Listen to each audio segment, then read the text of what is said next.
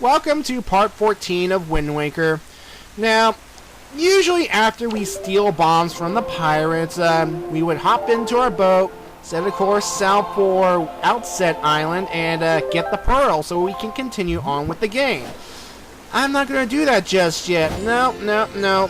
I am going to do what I said I'm going to do these past few videos. And believe me, folks, I kind of went nuts over this. I mean, it's not recommended that you do what I'm about to do, but, there are benefits to doing this, and I will show you these benefits in this video. And I kind of went nuts over it. Why? Because it took me a long time, so what I'm about to do? I'm about to do this thing. I'm about to do this massive charting expedition. Okay, I can do this. I will do this. Anyway, folks, the Great Sea is divided into a 7x7 grid, which means there are 49 locations in all.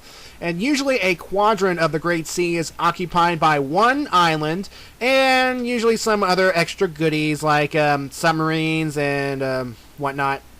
And basically, to use this grid function, it is labeled by letter first and number second. And for example, Windfall Island, it is 4 squares from the left, which means it's D, and 1 square from the top, which is 2. So yeah. And folks, I started from the top left and zigzagged my way until I got to Outset Island. But thankfully, I have cut out most of this travel, and I will only show you the portions that are relevant at this time. So, yeah, let the insanity begin. First stop, Northern Fairy Island in Quadrant C1. And before I get more into that, let's meet this gentleman right here. This guy is named Old Man Ho-Ho, and he usually stands on a number of islands with his telescope, and he's looking at places of great interest. So it would be a good idea to investigate said places, but because they can lead to a bunch of rewards. So yeah. Anyway, this island right here is home to a great fairy, and when we meet this great fairy, we will get an upgrade. So yeah. And we will encounter more of these great fairies in this video. So yeah. All we have to do is enter the giant conch shell, and we are inside the Great Fairy Fountain, and the Great Fairy in this game looks radically different from the past 2 3D games. As you can see here, she is this 4-armed, majestic creature, and of course, this one will upgrade your wallet. Yeah. She is responsible for upgrading your wallet from a measly 200 to a much more impressive 1,000. And like, okay, I'll take it. So yeah, I find it funny that we have to go to Great Fairies in order to get an upgrade, so yeah. And I do like the fact that this Great Fairy is kind of cool, mysterious, especially with the 4 arms. And I would rather take this form instead of the past forms, like right here.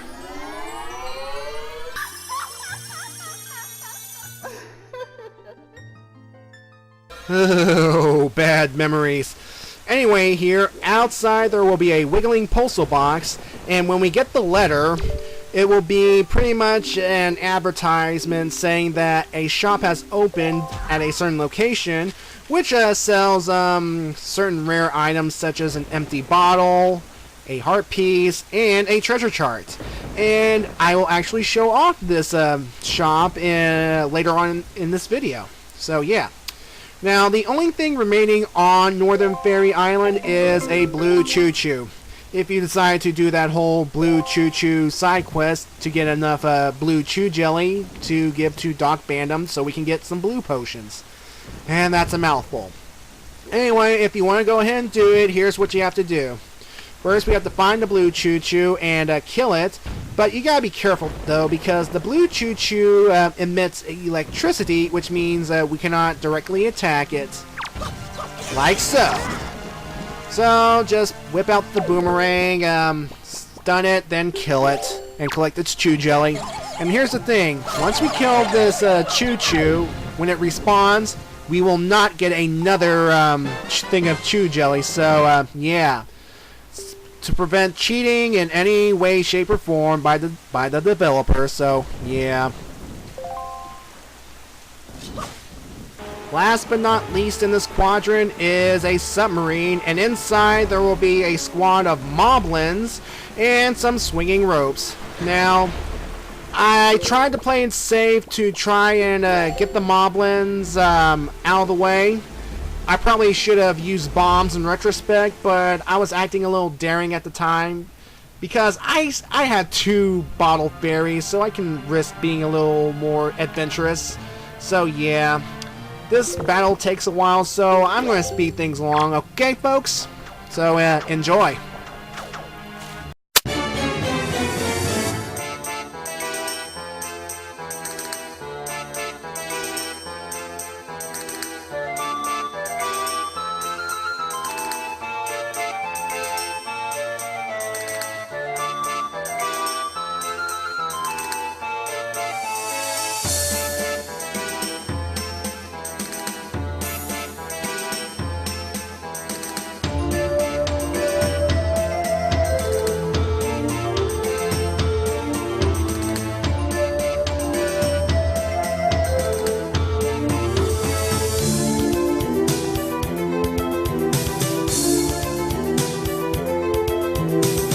Yeah.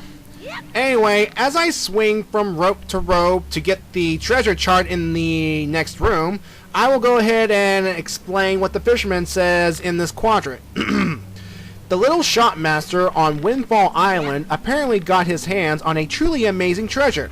He calls it magic armor or something like that. It's pretty cool magical relic, from what I've heard. If you want him to give it to you, try staring deep into his eyes and winning him over by flattery, Fry. So yeah, it's talking about good old Zunari, and yeah, I will get this magic armor. And the way to get said magic armor is to pretty much help him with his trading sequence and to get his inventory of exotic items delivered to him. So yeah, trust me, the magic armor will be worth it, but I digress. So, yeah, you saw me pretty much attacking all the moblins, almost getting myself killed. But, of course, I had 2 fairies in storage. And, of course, once we enter this room, the treasure chest will appear with the treasure chart. We will get it, and then we will move on to the, with my charting. And I will stop at the next destination and give you the 411 on that location. So... yeah, trust me, folks, I saved you a lot of trouble. I have kept you from going insane. I mean, I'm the one who's lost his mind during this whole expedition. And I haven't fully recovered yet, but hey. Hey, this game makes me insane. Next is Crescent Moon Island in Quadrant E1. Now, there are 2 reasons why I stopped here. First of all, there is a treasure chest that contains a heart piece. And the second, there is a submarine that contains a treasure chart. Now, you want to be careful in these waters because there are Georgs in the area, and they can be rather annoying. Also, I believe there are blue choo-choos on this island, but I do not go for their jelly. Now, the thing about salvaging treasure during this whole thing is I'm only going to show you the locations of where you can salvage heart pieces because I believe more health is important than money at this point. So yeah, but I'll probably document the locations of the money in a separate video. So yeah. When we enter the submarine, we will encounter a new enemy called the Mini-Blin. The Mini-Blins are pretty much these small devil-like figures, complete with pitchforks, and they will stab and annoy the heck out of you. And the goal in this submarine is that we have to kill a whole bunch of these Mini-Blins until 4 skull torches are lit, and then afterwards a ladder will drop and we can go claim our treasure chart. And the thing with the Mini-Blins is they will gang up on you so fast it is not even funny. And yeah, it can be really annoying real fast. Anyway, as I kill loads and loads of these things, I will read you the fisherman's information. You best be careful sailing these waters on nights when the moon is full. Well, if you like pure soul-freezing horror fry, then maybe you can handle it. So yeah, this is another reference to the It. So yeah. Anyway, folks, after I kill a whole bunch of these mini blends, as you see here, and by the way, their sound is so annoying that they'll like, oh God, won't you shut up?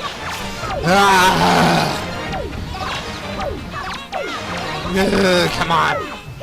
At long last, the ladder falls so we can go get the treasure, try and get out of here. And that does not mean that the mini blends will not stop coming. No. They'll just come less frequently. Right, there's one in this room. Dead. And we get the treasure chart and we're gonna get out of here. That is so annoying. And by the way, this will not be the last time you will see these mini blends. So yeah, I thought I'd give you a taste of what's yet to come.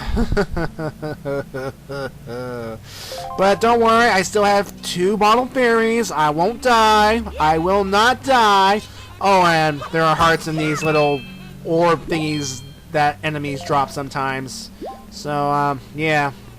I wonder why enemies drop these glowing orb thingies. Huh. Who cares? It's free goodies. Let's move on. Alright, the next stop is Paw Print Island in Quadrant E2. And yes, folks, I know I've already charted this location earlier. But there's something I want to do here that will make life easier for me. You see, inside this dome structure, there is a hole we can crawl in. And in that hole will be a hidden hole. Yeah, you know, those same kind of holes that we fall in and find all kinds of goodies, secrets, and whatnot. Yeah, I miss those kind of holes. So, here we go. Alright, and inside this hole, we will encounter a swarm of red choo-choos and green choo-choos. And the main reason I've come down this hole is because there's a heart piece that I can get. Now, there are 2 other sections of this place that I cannot enter unless I have bombs, which thankfully I have equipped, so yeah. So yeah, remember what the fisherman said about this place, that a guy from the shop will occasionally stop by to get some jelly? Well, yeah, Doc Bandum comes here sometimes to get some chew jelly. Now, if that's the case, does he usually stay to the outside area, unable to get in because of that small hole? Does he somehow manage to squeeze his way into this place to get some chew jelly? And if that's the case, how come he has never seen any of these green choo-choos? Because there sure are plenty of them around here. And I am trying to bring logic into a Zelda game, aren't I, folks? Anyway, here, this treasure chest contains a purple rupee, which is 50, so yeah, if you didn't have bombs, you would not gain access to this area. And of course, this place is good for farming for green chew jelly and red chew jelly, because remember, if we give a Dog Bandum 5 jelly types after he's created the red and or green potions, then we can get the potions for free, and that's good. And these pod things, I believe they contain, I think, some chews in there. I'm not sure. I don't remember. Anyway, if we go down this way, we will stumble upon a treasure chest that contains our heart piece. So yeah, that's pretty much its only purpose for this place, besides harvesting for chew jelly. So yeah, some of these islands you visit only once and you never have to visit them again. So yeah. Again, what is with the spiked treasure chest? I don't get it. It's not like anyone's stupid enough just to slam their hands down on it. So, yeah. Anyway, here, if you want to get another joy pendant, bomb this boulder right here. And then, once we get the joy pendant out, green choo-choos will drop from the area, and it's best to just leave because this is all we need. Yay, joy. Ooh, I'm so happy. I am jumping around all giddy like. Yay. So, yeah, that's pretty much it for this place. Let's get out of here because I'm never coming back to it. Because I don't need chew jelly because I'm going to get something much more valuable later on in this playthrough. In fact, I will get it in the next video. So, yeah, let's get out of here and move on to our next destination. Rock Spire Island in Quadrant B3. This is the location of the special shop that was mentioned earlier in this video. And of course, it looks like a Beetle's shop boat, like in pretty much most of this great sea, but inside it will contain the empty bottle, the heart piece, and the treasure chart. And fair warning, folks, they are quite costly. I will not lie. And when we get inside, we will see Beetle wearing a helmet, and he will deny that he knows Link, so yeah, right.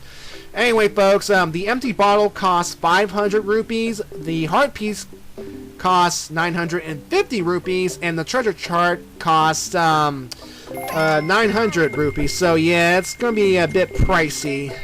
And I will come back here to get the others and explore Rock Spire in greater detail. So, yeah, this will not be the last of this place. Eastern Fairy Island in Quadrant E3. And I decided for this location and the next one I'll show, I decided to leave in the fisherman stuff. And this one here is revealing that Windfall at nighttime has some auctions that has some nice goodies. And I will explain more about this auction as I go through this playthrough. So yeah, we are at another fairy island, which means we are going to get another upgrade. Woohoo! And yeah, folks. Actually, folks, I've actually passed 2 more fairy islands, but at this point in the game, I cannot access them because I lack certain tools. Let's just say that after my second visit to Forsaken Fortress, I will get those upgrades at those islands. But yeah, I will get all but 3 upgrades before I head on to the next dungeon. Anyway, here, there is one of the Karoks tending to another withered tree. So yeah, we have to come back here to help him out at a later time. In the meantime, though, take a bomb and blow up this boulder blocking the entrance. And we will head inside and get our upgrade. And the upgrade of the upgrade here, bombs. Yeah, the capacity to carry more bombs.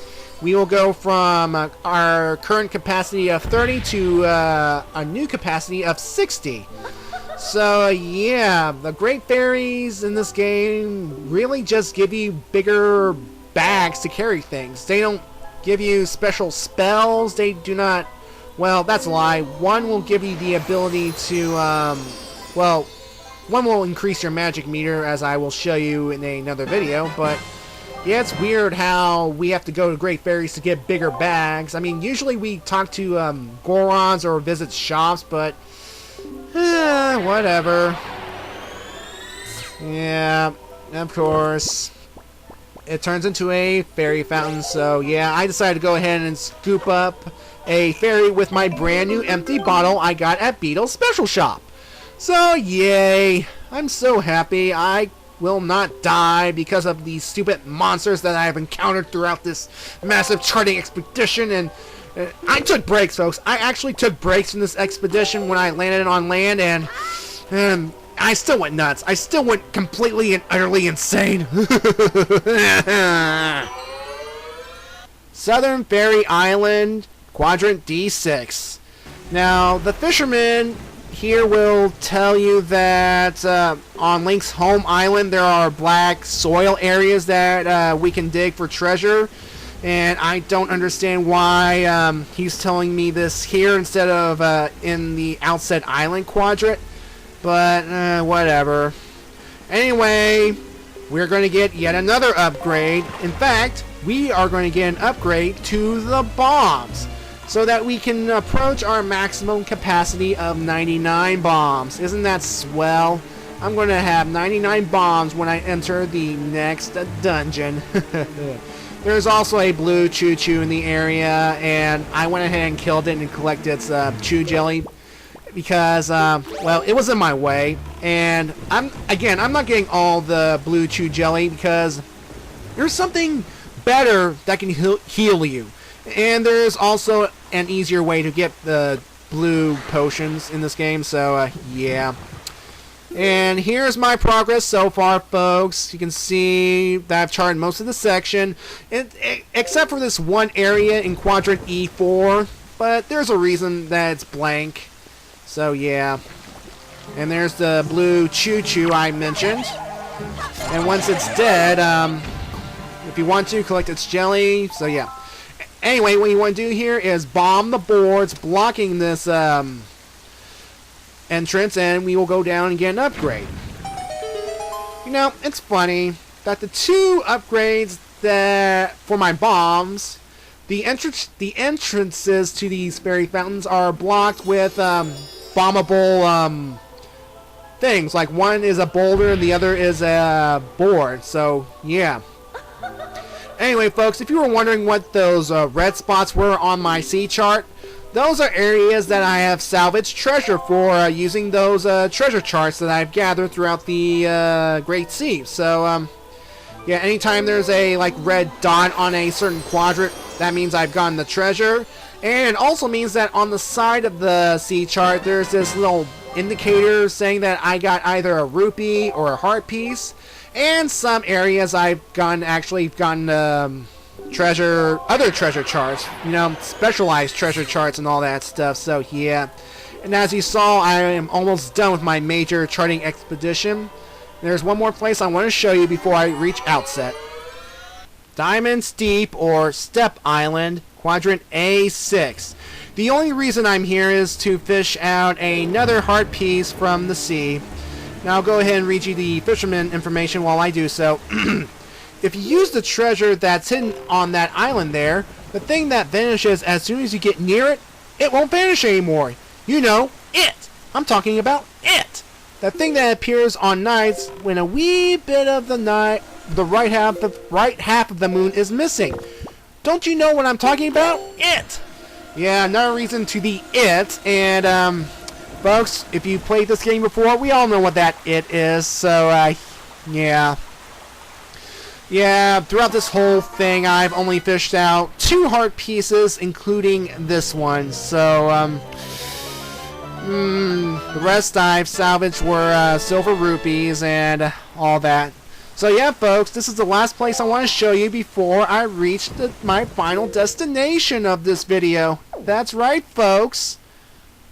Outset Island, Quadrant B7. Finally.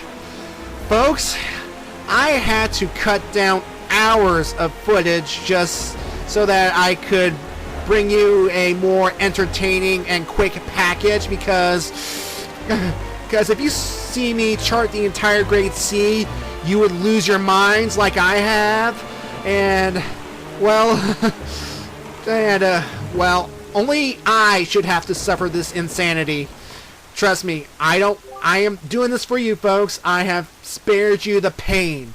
I've only showed you areas that are of great interest at this point. But yeah, anyway, we are here, and in part 15 we will begin the game's scripted events, and we will visit to see how our family and friends are doing. So yeah, see you later.